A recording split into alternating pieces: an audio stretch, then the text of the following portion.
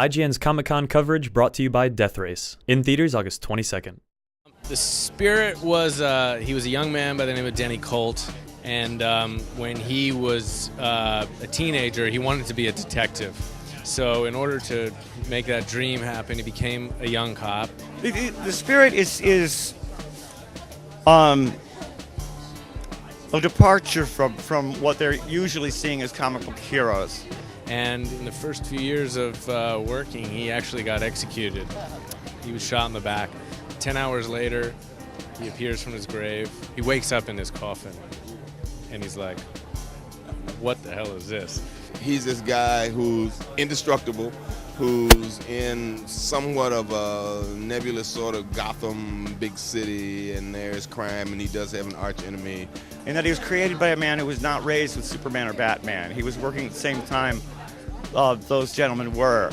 And so he derived his hero from the pulps and from the movies of the time and created an urban Zorro. Frank has this fascination with me playing an angel. He doesn't feel like anybody's like giving me enough roles where I get to play an angelic kind of a figure. And so basically she's in love with the Spirit, and she's interwoven in a very subconscious, ethereal way throughout the film, where whenever he gets hurt and he's close to death, you see my character coming to try and beckon him to be back with her. For some reason, he can take a lot of punishment. He's got a great sense of humor, and he loves women. Women love him. He's a bit of a rascal. He was drawn as a rascal, and we're continuing in the spirit of Will Eisner with that. What I was out to do would be something that would be timeless, just as Will was. And so he drew the world he lived in. He drew his New York, and I shot my New York, which incorporated his New York, because New York is a Pompeii that builds upon itself constantly. I knew of the Spirit, you know. He's the kind of hero that I think you have to be a comic fan to know about, because Will never sold his character, you know, he was protective of him.